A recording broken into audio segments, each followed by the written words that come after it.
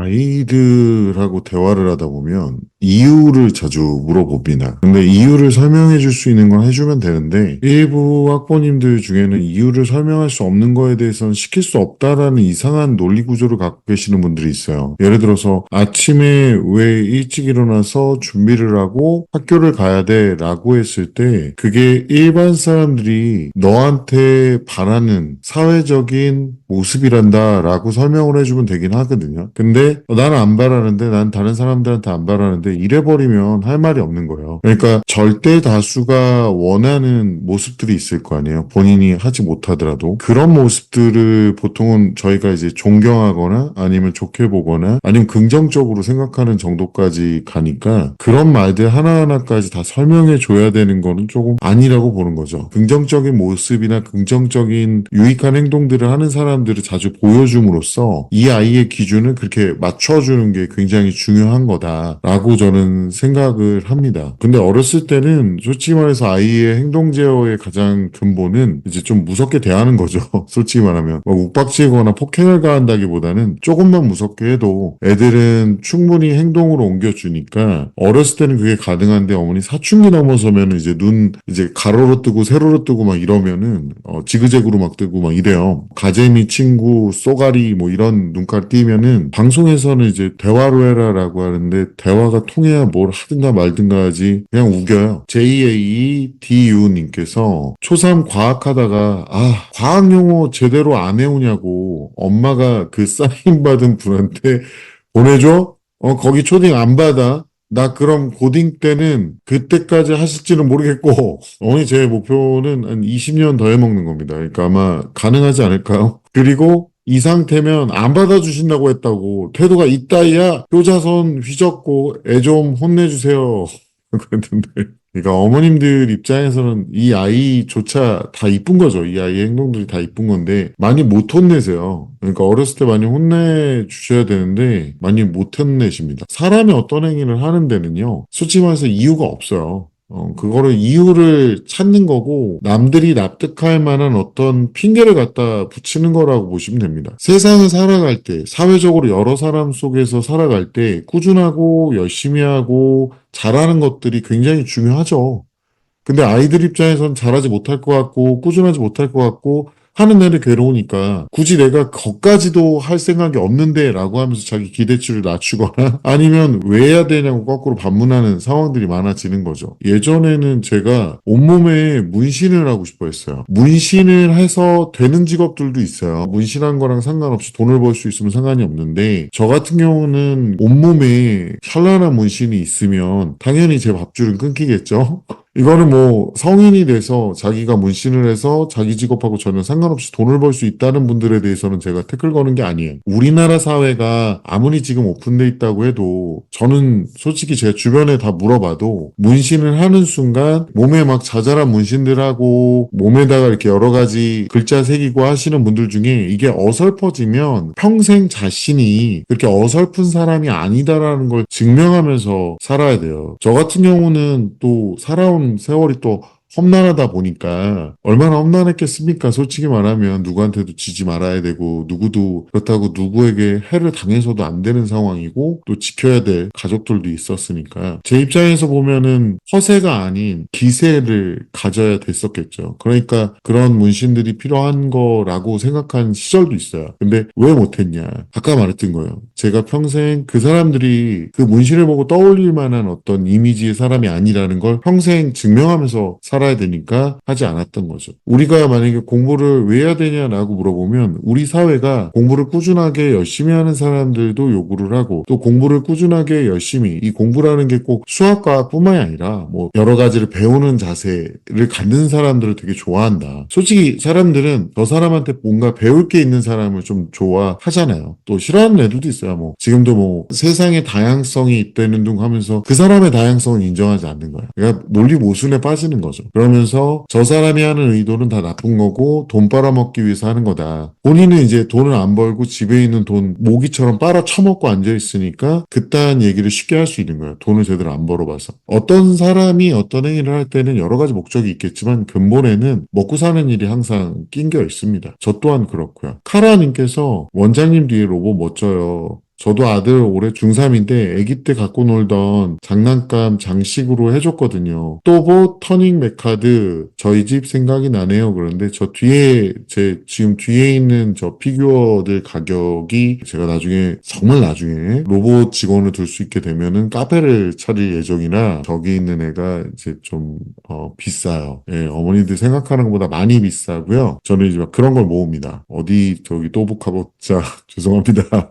웃자간 농담이고 그냥 사람이 뭔가를 할 때는 저렇게 하고 싶어서 하는 거죠. 제가 이제 나중에 이유를 갖다 붙이는 거예요. 그리고 티미님께서 원장님 팔 보고 문신한 줄 알았어요 라고 하는데 제가 문신을 할 때는 교육업에서 떠났을 때일 겁니다. 솔직히 젊은 애들이 몸에다가 이렇게 문신하고 또 연애하면서 상대방이 이런 문신으로 받고 하는 거는 저는 그거는 솔직히 개인적인 의견이지만 정말 개별로라고 봅니다. 문신 자체가 뭐 제가 뭐 갖다부터 얘기하는 게 아니라 본인의 어떤 상황하고 또 밥벌이하고 맞춰서 좀 생각을 해봤으면 좋겠어요. 제가 문신에 대해서 부정적이에요, 애초에. 근데 문신하시는 분들을 뭐라 그러는 게 아니라 문신하고 계시는 분들은 뭐 자기가 알아서 살겠죠. 근데 문신을 하는 순간 평생 자기 자신이 그 문신을 한 걸 보고 떠올릴 만한 그런 사람들하고는 다르다라는 걸 증명하거나 아니면 사회에서 아예 그런 건 신경 쓰지 않아도 되는 자리로 가야 되는 거예요. 그리고 또 하나가 뭐냐면 고등학교를 뭐 공부하기 싫다고 뭐 고교 학점제가 어렵다 개뻥치고 이제 자퇴하는 애들 있잖아요. 아파서 자퇴하거나 뭐 이런 거 아니라 그리고 나중에 뭐 정시 파이터 하겠다고 자퇴해놓고 정시 파이터는 엄마 아빠 파이터하고 앉아있는 빠가사리 매운탕 개세마리 18cm들 있잖아요. 신발 10cm짜리 이런 애들. 그러니까 그런 애들 같은 경우는 나중에 이제 고졸이라 거기서 끝났거나 아니면 고등학교 중퇴 이래버리면 문신하고 비슷한 효과가 날 수도 있어요. 왜냐하면 취업시장에서 일반적인 정규 과정을 통과했냐 못했냐. 근데 만약에 통과 못했어. 얘가 뭐 검정고시를 봤대. 그래서 검정고시를 왜 봤어요? 그러니까 몸이 아파서 그렇구나. 이건 이해가 가. 제가 학교폭력 피해자라서 그것도 이해가 가. 예를 들어서 왜 자퇴했어요? 그러니까 고교학점제가 거지 같아서요. 이런 학교 교육에 대해서는 저는 싫어서요. 그러면 일반적으로 그걸 견뎌갖고 나온 사람들이 더 많기 때문에 그거에 대해서 아무리 어떤 이유로 갖다 붙여도 받아들여줄 가능성은 굉장히 낮다. 근데 우리나라 또 문화가 그거잖아요. 굳이 얘한테 나쁜 말해서 보내지 않는다. 그래서 아무 말 안 해주는 거예요. 그러니까 본인들이 이제 인생을 조금 약간 3단 변신같이 사는 애들이 본인이 잘 살고 있는지 착각을 합니다. 그런 거 보면서 저도 느끼는 바가 해야 되는 이유, 뭔가 하지 말아야 될 이유 이런 것들 보면 사회 규범상으로 생각해보는 게 굉장히 중요하고요. 그러니까 사회에서 요구하는 거를 수행할 수 있는 그런 사람들이 돼야 사회에서 어떤 역할을 할 수 있을 거라고 저는 보거든요. 물론 획일적으로 모두 다 그렇게 살아야 된다는 건 아니지만 우리가 사회에서 획일적으로 공통으로 지켜야 될 규범이라는 게 존재를 해요. 그러니까 그런 규범들을 요즘에는 집에서 안 가르치는 경우도 많고 사춘기가 되면 아이들이 막 날뛰는 경우도 너무 많아서 학부모님들이 또 거기에 많이 놀라세요. 그래가지고 제가 거기다 또 어렸을 때부터 이제 좀 놔버린 경우. 그러니까 애가 이제 시키면 잘 안 하잖아요. 저희는 이제 혼나고 맞아가면서 배웠던 그 시대거든요. 모르겠어요. 인간적으로는 맞는 방법인지는 모르겠지만 인간이 되기 위해서는 맞는 게 방법인 것 같긴 합니다. 무조건 그렇게 때려야 된다라는 건 아닌데 그 수준을 만드는 게 상당히 어려운 것 같아요. 제가 봤을 때는. 이게 얼마나 어렵냐면 정희님께서 첫째가 6학년인데 할 말이 많아서 퍼붓고 살아왔는데 이제는 할 말 안 하려고요. 머리가 안 좋으면 고집이 세고 안 듣더라고요.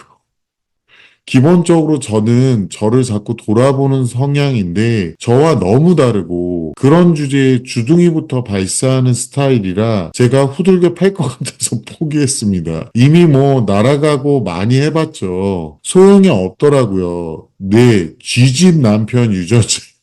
아유, 그놈의 DNA, RNA 때문에 난리죠. 공부가 좋은 이유는 공부만큼 정직한 게 없어요. 나는 열심히 했는데 아니던데 하는 애들을 보면 앉아있는 시간만 길고 남한테 보이는 헛공부하는 애들이 많아요. 그게 열심히냐고 멍청한 거지. 제가 1학년 때부터 습관 잡아주고 스케줄러를 어떻게 쓰는지 5학년까지 해줬으면 된 거죠. 그런데도 지 혼자 내비두면 내일까지인 거 내비두고 모르고 다른 거 하고 있는 애는 제가 그만 개입할 때가 된 거 맞는 거죠? 라고 하셨는데 어머니 그만 개입하면 어머니 가장 중요한 시기에 보통 포기를 하십니다.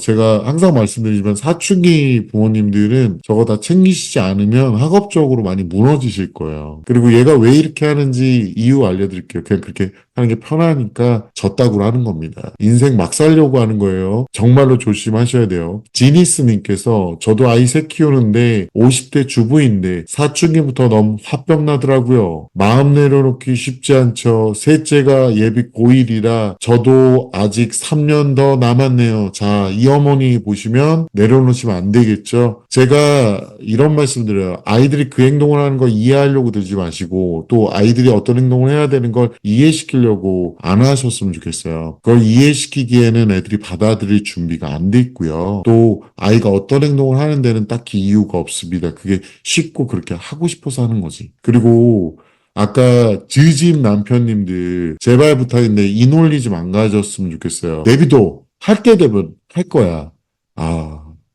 아버님 돈 많아요?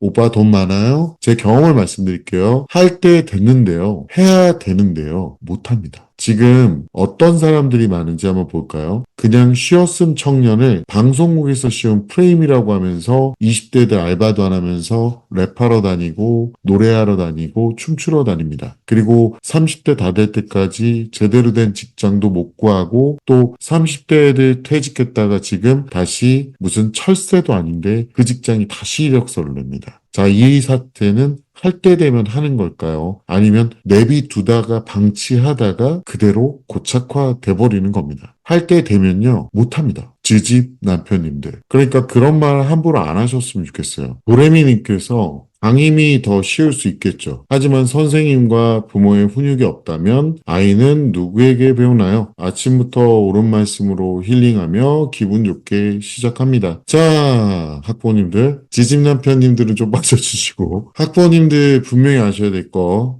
오늘 하루도 기분 좋게 시작을 해야 될 것 같습니다. 그러니까 애들한테 주의를 줘야 되겠죠? 자, 오늘 아침은 지렁이 금지.